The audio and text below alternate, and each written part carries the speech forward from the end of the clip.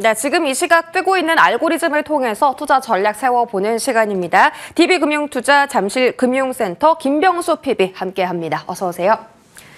네, PB님 제가 방송 전에도 말했지만 안 좋은 장에 또 모시게 됐어요. 이 리스크를 어떻게 좀 타파해 나갈지 체크해 보시죠. 관세 리스크로 첫 번째 투자 알고리즘 정해봤고요.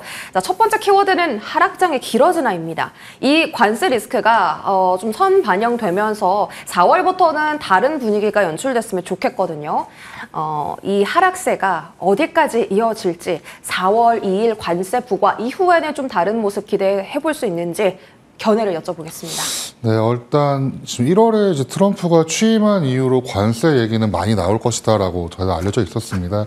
그리고 트럼프가 이례적으로 4월 2일이라고 날짜를 말을 하고 그때까지 거의 전 세계 모든 국가들에게 관세 이야기를 계속 하게 됐고 멕시코와 캐나다가 아마 가장 큰 피해자이지 않았나. 그리고 거기에 중국이 포함되어 있고 이외에 이제 미국에 수출을 하는 국가들이 어떻게 보면 좀 2차적으로 피해를 보고 있지 않을까라고 좀 요약을 드려보고 싶은데 결국에 관세의 언급이 나올 때마다 저희 한국 증시뿐만 아니라 미국 증시는 굉장히 많이 큰 폭으로 흔들리는 모습도 보였습니다. 코스피와 코스닥도 되게 안타깝게 12월 말부터 잘 오르던 게 어떻게 보면 이제 지금 3월 말 돼가면서 4월에 가까워지면서 빠지는 모습을 보였는데 단순히 4월 2일 이래 딱 못 박아서 얘기하기는 좀 어렵지만 4월 이후에는 어떻게 보면은 불확실성이 조금 해소되지 않을까라고 좀 긍정적으로 생각을 하고 있습니다. 결국에 4월 2일에 예를 들어서 관세를 트럼프 대통령이 발언한 대로 진행이 되더라도 이미 반영이 되었던 거고 만약에 관세를 조금 풀어주거나 이런 관세 풀어주는 업종을 조금 늘리거나 아니면 미국 본토에 투자하는 업종들에게 좀 관대한 혜택을 준다는 발언만으로도 아마 이 불확실한 시장은 조금 많이 타파되지 않을까라고 생각을 하고 있고 특히 국내 증시는 결국에는 물론 트럼프발 관세 리스크도 있지만 어제 오늘 주가 같은 경우는 국내 정치 상황도 무시할 수가 없었기 때문에 어떻게 보면 여러 가지 요인들이 겹친 3월 말이지 않았나. 게다가 지금 저희는 가장 걱정하는 것도 이제 공매도도 이 얘기가 나오고 있기 때문에 1월부터 주가 상승이 가장 어떻게 보면 좀 셌던 증시이기도 합니다. 한국 시장 이례적으로. 그렇기 때문에 그거에 대한 수익 실현도 많이 나왔고 이제는 불확실성이 해소된다면은 다시 한번 실적 장세가 시작되지 않을까라고 예측을 하고 있습니다. 아, 좋습니다. 4월 2일 이후에는 그래도 조금 리스크가 해소된다라는 관점에서 말씀을 해주셨고요. 오히려 지금 트럼프 대통령이 너무 압박하는 분위기를 조성하고 있어서 조금만 완화해준다라는 키워드가 나와도 시장이 환호할 거다. 그 이후에는 실적 장세 언급해 주셨으니까요. 그런 전략의 흐름 좀 챙겨보시고요. 두 번째 키워드 확인해 보시죠. 자, 관세 리스크의 두 번째 키워드는 추락하는 반도체입니다. 제가 오프닝 이제 뉴스에서도 언급을 드렸는데 GPU 매출이 꺾일 수도 있고 또 SK 하이닉스가 그 생산 설비 투자를 좀 줄일 수도 있다라는 관측이 제기되고 있습니다. 하이닉스 장중에 19만 9,900원 터치했고요. 어떻게 해석을 해야 될까요? 네, 제 알상에 이번 달 첫 방송에서 하이닉스 30만 원 가냐고 여쭤봤던 기억이 납니다. 맞아요. 그때도 갈 수 있을 것 같은데 아마 빠른 시일 내에 조정이 오게 되면은 그거를 기회를 참는 건 어떠실까라고 말씀을 드렸던 기억이 있는데 네. 요렇게까지 생각보다 많이 빠진 건 또 아닙니다. 왜냐하면 하이닉스가 20만 원 넘어서서 20만 원대 유지하고 있다는 것만으로도 하이닉스 실적이 굉장히 좋다라고 좀 말씀을 드려보고 싶은데 어제 같은 경우에 주총에서 하이닉스 발언이 나왔습니다. HBM 매출 비중이 40% 이상 나오고 있고 올해가 넘어간다면은 HBM에서 50% 이상의 매출이 나올 수 있다라는 긍정적인 전망이 함께 나오고 있습니다. 다만 지금 주가가 하이닉스가 예전에 한 10만 원대 유지하던 거에 비하면 거의 2배 이상 올라 있는 주가이기도 하고 또 하나 더 말한다면은 하이닉스가 지금까지 엔비디아에 납품을 하고 있었는데 엔비디아 주가가 좀 빠지는 모습을 보이고 있기 때문에 함께 빠지는 모습이지 않을까라고 생각을 들고 있고 특히 주가가 굉장히 많이 오른 종목들은 수익 실현, 차익 실현 욕구가 굉장히 강해지게 됩니다. 그렇기 때문에 조금이라도 안 좋은 소식이 들렸을 때 지금 내 수익 10%라도 지키자, 내 수익 20% 지키자 하고 매도가 나오는 물량이다라고 좀 볼 수 있을 것 같고 방금 말씀하신 것처럼 만약에 하이닉스가 투자를 조금 줄일 수 있다라는 이런 발언들은 어떻게 보면은 그렇게 시장에서 반응이 지금처럼 주가의 반응이 크게 나오면 안 될 수도 있는 발언이긴 하지만 어떻게 보면 20만 원이 넘어가는 주가에서 수익 실현 매물도 좀 나왔다라고 요약을 드려보고 싶고 하이닉스라든지 반도체 쪽 물량들은 이런 관세 여파보다는 결국에는 엔비디아 주가가 굉장히 잘 갔기 때문에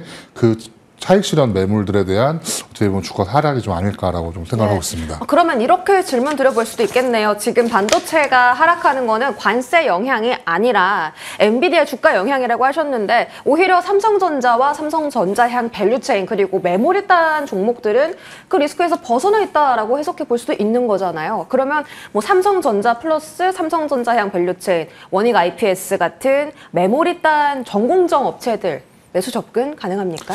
지금 방금 말씀하신 어떻게 보면 삼성전자 향 업체들 또는 삼성전자를 말씀을 드려본다면은 결국에 삼성전자는 아직은 저희 AI 반도체라든지 HBM 쪽보다는 메모리 반도체 저희가 좀 오래전부터 알고 있던 이런 사이클 쪽에서 먼저 보셨을 때 지금 주가가 반등에 나올 수 있는 충분한 구간이었다라고 좀 말씀을 드려보고 싶고 물론 이 6만 원이 저도 그렇지만 모두가 원하듯이 7만 원, 8만 원이 한 번에 갈 수 있을까를 조금 고민해 봐야 될 것 같습니다. 네. 6만 2천 어제까지만 해도 6만 2천 원 잘 지켰다가 살짝 내려와서 6만 500원 좀 그 모양이 보이고 있고 외국인 매수세는 충분히 들어오고 있고 하지만 반대로 이제 개인 매도가 좀 나오고 있다. 어떻게 보면 좀 많이 좀 오래 기다리셨던 개인들이 6만 원이 넘어서자 매도 물량이 좀 나온 게 아닐까라고 생각을 하고 있고 결국에는 4월 2일이라고 지금 대표되고 있는 트럼프발 관세 리스크에다가 결국에는 이 관세 리스크 때문에 흔들리는 미국 증시가 조금 방향성을 잡아준다면은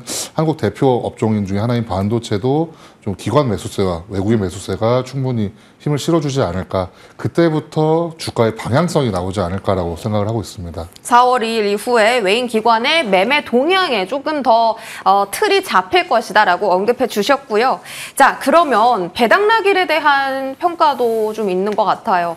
어제까지 삼성전자 주식을 보유하면 이제 배당금을 받게 되는 것이고 이제 어제까지 보유했으니까 우리 배당 받으니까 오늘 팔게라는 그 차익 매물이 지금 131가지 종목에서 나오고 있거든요. 특히 이제 영향을 많이 받는 게 삼성전자가 아닐까 싶은데 요것에 대한 차익 포인트는 어떻게 해석할까요? 계속 차익이 나올까요? 아니면 말씀 주신 것대로 4월 2일 이후는 좀 달라질까요? 저희가 대표적으로 삼성전자를 배당주, 고배당주라고 인식하고 있지는 않기 때문에 네. 어떻게 보면 하나의 성장주 이지긴 하지만 거의 뭐 채권처럼 생각도 하고 있고 삼성전자를 만약에 삼성전자만을 말씀을 하신다면은 배당락일의 영향보다는 그동안의 차익 실현의 영향과 미국발 조금 반도체 업종들이 조금 안 좋은 모습을 보이고 있다 보니 관련된 반도체 펀드들, 반도체 ETF들에서 매도 물량이 나오지 않았을까라고 생각을 하고 있고 방금 말씀드린 것처럼 결국에는 방향성이 나오려면은 이런 배당락 이런 것보다도 아직까지는 정치적 리스크, 제가 말씀드린 정치적 리스크는 국내 시장뿐만 아니라 어떻게 보면 세계 시장을 흔들 수 있는 어떻게 보면 가장 강대한 나라의 대통령의 입에 달려 있지 않을까라고 생각을 하고 있어서 지금 같은 경우에는 삼성전자보다는 결국에는 한국 시장 전체에 대한 네. 어떻게 보면 아시아 시장 전체에 대한 매도가 나올 수도 있다라고 생각하고 있어서 지금 당장의 매도 물량은 생각보다 크진 않다. 그렇기 때문에 삼성전자를 좀 긍정적으로 보시고 삼성전자 종목을 매수라는 말씀보다는 D램 가격 사이클을 좀 보시면서 길게 보신다면은 지금 가격대가 어떻게 보면 이제 반등의 초입이라고도 좀 기대 어린 시선으로 볼 수 있지 않을까라고 네. 생각하고 있습니다. 알겠습니다. 최근 D램 가격 상승 중이죠. 반등의 초입일 수 있다라는 긍정적 조언 구해봤습니다. 다음은요. 현대기아차고요. 이게 이틀짜리 상승이었다니 조금 충격인데 노무라증권에서 현대차, 기아 목표 주가 하향했습니다. 하향한 가운데 긍정적인 시각도 있긴 있어요. 현대차가 지금 미국에 다 생산 설비 확보를 해놨고 거의 뭐 절반 이상의 자동차를 미국에서 생산할 수 있기 때문에 관세를 피해갈 수는 없겠지만 어쨌든 그 리스크를 굉장히 많이 축소해 놓은 상태다. 그리고 트럼프 대통령이 이렇게 현대차가 미국에 투자 많이 하는데 조금 완화되는 발언 해줄 수 있지 않을까 이런 기대감도 있거든요. 4월 2일 이후에 흐름은 어떻게 될까요? 저는 4월 2일 자체도 밀릴 수 있다라는 좀 어떻게 보면 좀 걱정을 하고 있긴 한데 네. 당일이 밀릴 수 있다고 관세 시작하는 날짜 밀릴 수 있다는 걱정도 하고 있는데 그만큼 트럼프 대통령의 발언을 예측하는 게 어렵지 않을까라고 예. 생각하고 있습니다. 현대차 같은 경우에는 엊그제죠. 이번 주 초로 기억을 하는데 31조 투자한다는 발언과 함께 굉장히 주가가 오랜만에 많이 올랐었습니다. 그래서 자동차 업종이 이제 다시 실적이 좀 좋게 나오고 있고 주가가 좀 좋게 나오는 시점이 되었다라고 좀 판단을 하고 있었는데 관세 쪽 관련해서 좀 이야기가 나오게 되면서 어제는 테슬라가 올랐습니다. 이 테슬라 오른 이유도 전기차뿐만 아니라 미국에서 판매되는 자동차의 테슬라는 텍사스와 캘리포니아에서 다 만든다라는 이야기가 있어서 그거에 대한 수혜주라고 해서 주가가 오르게 되었고, 아마 오늘 넘어가게 되면 현대차에 대한 분석이 다시 들어가게 되면서 30만 대가량 생산할 수 있는 생산 공장을 짓는 현대차도 이 관세 수혜 업종으로 볼 수 있지 않을까란 오히려 수혜가 될 수도 있고, 특히 자동차 가격이 다른 자동차, 물론 제네시스를 제외한다면은 다른 자동차 업종에 비하면 가격이 좀 낮은 편이기 때문에 이거에 대한 수혜도 좀 기대할 수 있지 않을까라고 좀 생각을 하고 있습니다. 오히려 미국 공장에서 생산하면 이제 관세 수혜를 얻을 수도 있고, 다른 자동차 가격보다 대비해서 좀 가격이 저렴하기 때문에 수요에 대한 문제도 오히려 부각받을 수 있겠습니다. 다음 키워드 확인해 볼게요. 다음은 관세 안전지대, 조선 방산주. 방어가 잘 되고 있습니다. 사실 주 초반에 좀 급격하게 빠졌던 터라 오늘 방어가 잘 되는 걸 수도 있고요. 중국에서 중국 선박 입항료 계속 부과한다라는 얘기도 나오고 있고요. 관세 안전지대로서의 조선 방산 매력도는 어느 정도일까요? 네, 방산 같은 경우에는 실적이 굉장히 잘 잡혀 있고, 특히 조선 먼저 나와 있기 때문에 조선을 좀 말씀을 드려본다면은 생각 외로 오늘 시장에서 조선이 잘 버텨주고 있습니다. 물론 이번 주 초에 조선이 조금 빠지는 모습을 보이고 있어서 이거에 대한 어떻게 보면은 조금 다시 한번 매수세가 좀 몰릴 수 있다라고 어떻게 보면 생각할 수 있는데, 오늘 같은 경우에 거의 조선과 방산을 제외한 거의 전업종이 다 마이너스를 하고 있고, 특히 조선업종 같은 경우에는 이달 초부터 조금 하락세를 보이고 있었습니다. 그렇기 때문에 지금부터 매수가 다시 들어올 수 있지 않을까, 어떻게 보면은 순환매에서 조선업종이 다시 관심을 받지 않을까라고 생각을 할 수도 있고, 결국에 수주 모멘텀이 굉장히 중요하다고 생각을 합니다. 관세 안전지대라고 표현되는 조선 같은 경우에는 저희가 아시다시피 이제 MRO라든지 미국 공장에서 조선업종이 많이 이어지게 되고, 방산 같은 경우에는 미국에 직접 수출하는 물량보다는 미국을 제외한 지금 유럽 쪽이 어떻게 보면은 국방비를 좀 외부적인 요인으로 높여야 될 상황이 나오고 있기 때문에 그거에 대한 수혜를 방산업종이 받을 수 있지 않을까라고 알려져 있고, 특히 방위산업 같은 경우에는 결국에는 기밀도 굉장히 많지만 수주 모멘텀 같은 경우에 굉장히 공개가 잘 되어 있기도 합니다. 그리고 수주 그 물량도 굉장히 크고 금액도 크기 때문에 방산이 만약에 조정이 온다면은 또 하나의 기회가 되지 않을까. 저희 2차 전지라든지 어떻게 보면 좀 지나간 업종에 비해서 지금 아직 살아있는 업종은 조선과 방산 이지 않을까라고 좀 생각을 하고 있습니다. 알겠습니다. 매력적이다라고 평가해 주신 거죠? 네, 뭐 맞습니다. 접근 가능한 종목도 있습니까? 지금 딱 종목을 찍어서 말씀드리기엔 좀 어렵지만 현대로템을 필두로 하나 에어로스페이스와 저희가 생각하는 방산 업종들 세 가지, LIG넥스원까지 요 세 종목들은 어떻게 언제 매수를 하시더라도 나쁘지 않은 자리가 지금 나오고 있고, 조선에서도 저희가 조선 탑3라고 불려지는 HD 현대중공업이라든지 관련 삼성중공업이라든지 이런 업종들, 방산 세계, 조선 세계 업종은 좀 관심 있게 보시더라도 언제든 조정이 끝난다면 좀 더 한 번 더 기회가 오지 않을까라고 생각을 하고 있습니다. 알겠습니다. 기회가 남아있다라는 분석. 원래는 조방전이잖아요. 요즘 전력 설비가 자꾸 좀 빠져 있는데, 오늘 신한투자증권에서 HD현대일렉트릭 목표 주가 48만 원으로 하향하긴 했는데 여전히 상승 룸이 거의 2배가량 남아있고요. 그 다음에 전력 수요는 여전히 견고할 거다라고 했거든요. 지금 MS도 뭐 투자 빼고 이러고 있는데 전력 설비에 대한 시선은 어떻게 가져가요? 전력 설비 같은 경우에는 어떻게 보면 조금 주가를 좀 미리 좀 받았지 않나라고 생각을 하고 있고, 전력 설비 충분히 지금 가능성이 더 높은 업종이기도 합니다. 하지만 주가 방향성에서 순환매 시장에서 좀 전력 시장 쪽이 조금 소외되어 있지 않을까라고 생각을 하고 있기 때문에 관심 종목으로는 충분히 담아둘 수는 있지만, 지금 당장 들어가서 다시 한번 예전처럼 수익을 많이 얻을 수 있는 업종인지는 한 번 더 고민해 보실 필요가 있고, 이번에 나온 리포트도 내용을 보시게 되면은 업종이 잘못됐다 또는 업종이 나빠졌다라기보다는 지금 상승 모멘텀을 다시 한번 고민해 보자라는 의견이기 때문에 좀 더 길게 보시고 투자를 이어 나가실 수 있다면은 다시 한번 전력 설비도 언젠가 시장에 오지 않을까라고 생각하고 있습니다. 알겠습니다. 자, 그럼 다음 마지막 키워드 보겠습니다. 관세 리스크의 또 다른 수혜 섹터. 무풍지대, 엔터, 그리고 뭐 화장품 같은 중국 소비주인데요. 자, 이쪽에 대한 시선은 좀 긍정적으로 보고 계신 분들도 있는데 단기라고 평가하는 분들도 있습니다. 그런데 주가가 말을 해주지 않습니까? 이번 주에 가장 방어가 잘 된 섹터가 엔터와 화장품입니다. 어떻게 보세요? 네, 지금 중국 소비주 또는 중국 쪽 시장 쪽에 투자하시는 분들도 굉장히 많이 늘어나고 있는 걸로 알고 있는데 네. 중국 엔터주를 저는 저 세 가지 중에 한번 먼저 보셔야 되지 않을까라고 생각을 하고 있습니다. 어떻게 보면 SM이라든지 저희가 알고 있는 JYP라든지 하이브 같은 업종들은 관세 쪽 또는 이런 투자 쪽에서도 조금 어떻게 보면 무풍지대일 수도 있다라고 좀 생각을 하고 있고 시장이 부진하지만 지금 결국에는 금리는 아마 아래쪽으로 향할 수가 있다고 좀 생각을 하고 있습니다. 금리 인하 방향성과 지금 중국에서도 뭐 한한령을 해지한다라는 어떻게 보면 조금 긍정적인 소식들도 들려오고 있기 때문에 엔터주 쪽에서 아마 올해 쪽에 좀 더 주가가 좀 오를 수 있는 모멘텀이 좀 있지 않을까라고 생각을 하고 있고 두 번째로 음식료를 항상 놓치면 안 된다라고 생각을 하고 있는데 결국에는 한국 미디어의 영향 또는 한국에 대한 어떻게 보면 좀 많은 관심을 받고 있기 때문에 한국 사람들이 식사하는 뭐 먹는 음식이라든지 좀 미디어에 노출이 되는 이런 음식 업종들이 좀 관심을 받을 수 있다라고 좀 먼저 요약을 좀 드려보고 싶습니다. 알겠습니다. 자, 관세에 대한 부분들 관련 이슈들 체크해봤고요. 다음 알고리즘 넘어가면요. 공매도 재개 코앞입니다.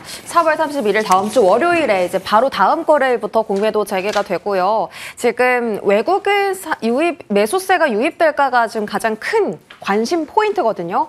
시장의 신뢰도를 회복하면서 외국인 수급 과연 들어올 것인가 아니면 정말 뭐 공매도를 위해서 좀 높이 올라간 종목들의 매도세가 강하게 나올까 어떻게 보십니까?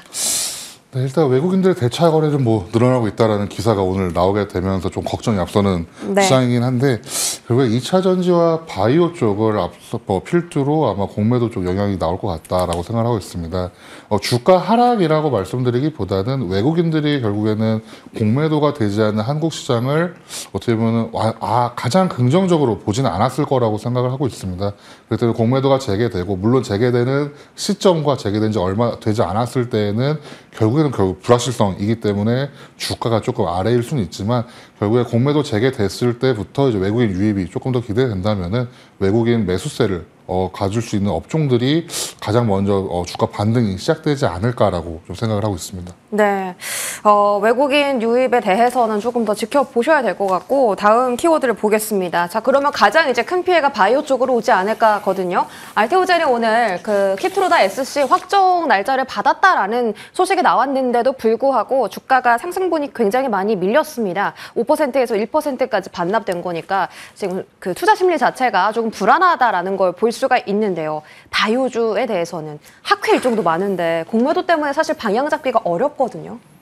네, 맞습니다. 방금 말씀하신 것처럼 가장 예측하기 어려운 업종이 바이오임에도 불구하고 공매도에서도 어떻게 보면 가장 큰 타겟이 될 수 있는 업종들이 바이오입니다.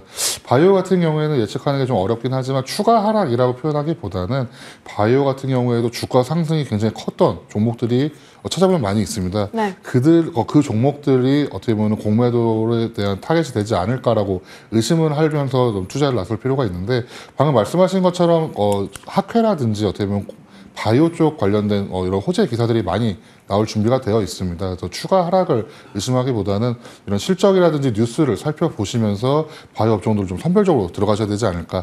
비단 공매도 때문에 주가 하락한다라고 좀 예측하기에는 좀 아직 이르지 않나라고 좀 생각을 하고 있습니다. 선별적인 거면 어떤 힌트가 좀 있을까요? 방금 말씀하신 것처럼 키트로다 SC가 이번에 승인이 나올 수 있다라는 이야기가 나오고 있기 때문에 네. 관련돼서 분명히 더 좋은 소식이 아마 나오게 될 겁니다. 그렇게 된다면은 전고점이 생긴 그런 바이오 업종들은 자그마한 좋은 호재에도 주가가 좀 크게 오르는 모습을 보일 수가 있기 때문에 그걸 좀 반영하시면서 보신다면 좋지 않을까.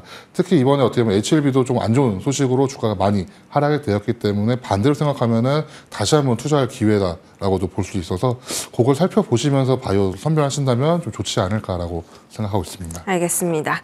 자, 다음 키워드 2차 전지고요. 바이오에 이어서 2차 전지도 가장 이제 예측하기가 어려운 업종으로 꼽히고 있습니다. LG 엔솔의 실적 기대감이 커진 가운데 이 자동차 관세 사실 2차 전지도 피해 봤거든요. 이쪽에 대한 공매도 이후의 행보는 어떻겠습니까? 2차 전지 어떻게 보면은 굉장히 좀 좋은 소식 나왔다 하면 빠지고 나왔다 하면 빠지고 좀 안타까운 업종이긴 할 것 같습니다. 지금 LG에너솔루션도 그렇고 에코프로 BM도 그렇고 에코프로도 그렇고 주가가 좀 많이 아래쪽에 내려 있는 상황인데 이런 대차 잔고도 늘어나고 있고 2차 공매도 재개가 된다면은 초반에는 아마 조금 안 좋은 영향이 있을 거라고 생각이 됩니다. 하지만 앞서 말씀드린 것처럼 외국인들의 유입도 기대되고 있고 제가 어떻게 보면 관세 영향에서도 어떻게 보면 가장 먼저 불확실성이 해소될 수 있는 업종 중에 하나이기 때문에 2차 전지 시선도 아직은 좀 긍정적으로 보실 필요가 있지 않을까.